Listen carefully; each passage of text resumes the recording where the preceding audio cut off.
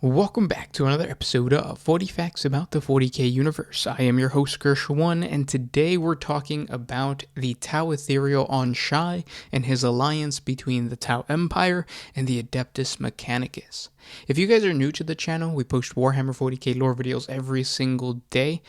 Today's a special video because we are covering the homebrew lore to the leader of my Tau Empire warband on Shai. I am creating a Tau army, and this is part 3, I think, of a series of videos that I'm creating. It's kind of like a walkthrough of me creating a Tau Empire army. So I'll put a link up above for you guys to check out the entire playlist so you can get some more background information if you want to. If not, you can just sit back and enjoy the lore of this awesome ethereal. But we post Warhammer 40K content every single day, so if you guys have suggestions, just comment down below. If you enjoy the content, thank our patrons on Patreon. It is because of them that we can do this. Link in the description if you guys want to support us, or simply by hitting the like button and sharing this with your friends. It really does help out the channel. But with all that said, let's get into 40 facts on the Ethereal Aun. After the success of the First Sphere expansion, the Tau Empire was motivated to embark on an even more ambitious period of growth. The Earthcast was pioneering a series of technologies that promised to make terraforming and colonization a much faster process. The Watercast was prepared with new diplomatic protocols perfected by the skills learned from the alliance with other Xeno races like the Kroot. The Aircast had finally mastered the use of near-light speed voidcraft, and the ranks of the Firecast were filled with billions of additional warriors, second from the numerous Sept worlds of the first expansion. With all of these resources built up, the Ethereal Supreme declared a second round of interstellar exploration.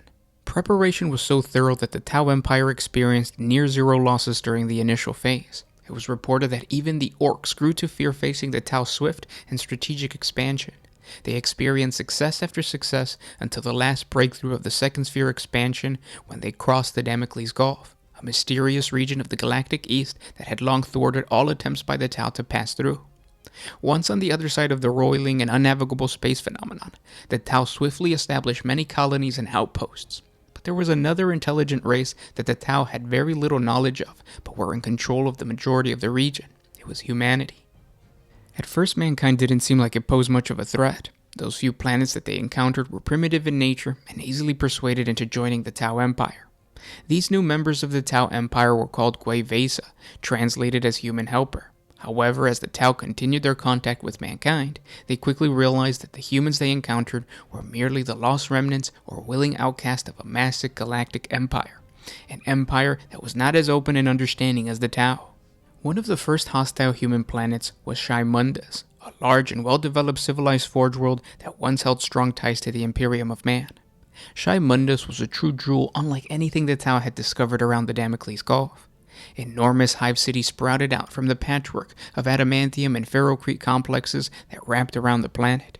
Pipelines, resource channels, and enclosed highways formed a massive interconnected superstructure that was well protected by orbital defense arrays and massive patrolling warships. The first Tau exploration drones were intercepted and destroyed before reaching the system's edge. It took multiple petitions by the Tau Watercast diplomats to finally establish communication with the Forge World, but even then, the first manned mission ended in disaster when a Tau frigate entered a restricted area, and in retaliation the warships of Shai Mundus opened fire on the diplomatic convoy and took the entire vessel hostage. With tension at an all-time high, the Ethereal High Council decided to assign a new leader to the colonization effort, and it seemed as if though fate was on his side when a mysterious force erupted somewhere on the opposite side of the Shai system, and through the cloud of ether, a massive orc rock hurled towards Shai Mundus. The first to be assaulted was a research station on the ridge of the system. The humans were completely overwhelmed until the Aircast came to their defense. After a quick void battle, the Firecast were able to deploy in support of the research station, and leading the Tau force was the valiant Tau Ethereal. This was the very first time that the Tau witnessed the unwavering discipline of the Skitarii legions, protecting the research station. As the greenskins flooded the corridors of the station, eager to kill the last few human survivors, the Fire Warriors strategically lured the Orcs away towards the dock bay, where they systematically purged the Xenos with heavy plasma fire. Before the second wave of Orcs could arrive, the Ethereal managed to make contact with the last remaining Tech Priest and his small cohort. Together, both forces fought side by side against the second wave of orcs. After defeating the Greenskins, the two sides met, and in gratitude, the Tech Priest awarded the Ethereal the Atticus Blade, an ancient relic of the planet of Shaimundas. In response, the Ethereal took on the name Aun to honor the planet's heritage. This blossomed into a trade deal, and then it turned into a full-fledged alliance within a couple solar years. The Tau established multiple embassies on the planet, and they were facilitating trade like never before.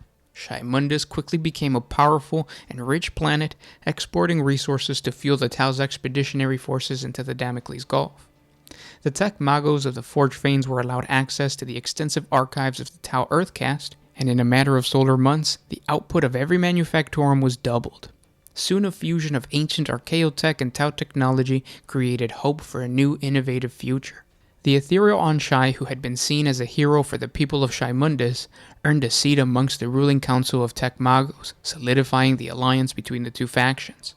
Now, all of these advances earned Shaimundus not just the attention of the Imperium of Man, who had embarked on the Damocles Gulf crusade to reconquer its planets, but a far more sinister force whose schemes would soon reveal themselves. It was the Chaos God Tzeentch and his Chaos champion Thamos that had twisted the webs of fate and sent the Orc invasion force towards Shaimundus.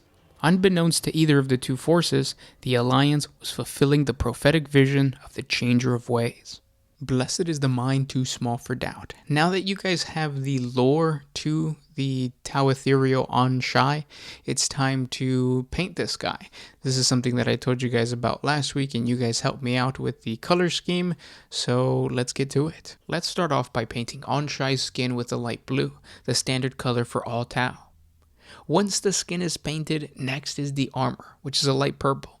I finally decided to go with the purple color scheme that you guys were suggesting in the comments. The cloth parts will get a tan color. The arm accidentally came off, so I'll take that as a sign to paint it separately from the rest of the body. Next comes black for the staff and the other random bits on the hand. I didn't record this, but dark purple was used as the center cloth banner and then later on for the flag as well. And finally, it's time to apply the first wash of flesh shade. I also added some Nolan oil and nightshade for the skin.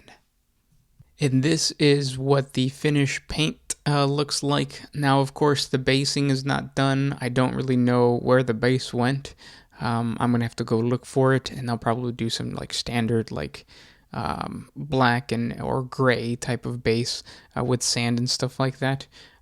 But yeah, I went with a purple color scheme. We'll see how the rest of the army looks. Like I said, I want to do a lot of kit bashing with Skitarii parts, so stay tuned for that, because the next one is the Tau Fire Warrior team, and you guys gave me a bunch of good suggestions as to what weapons to equip the unit with, so I'm going to be doing that. And then yeah, I hope you guys enjoyed the little mystery of who this Ethereal is going to go up against. It's a Tzeentchian Chaos Lord. More information on him in the future. Since I couldn't complete this guy in the month of March, I'm probably going to end up doing it now in this month.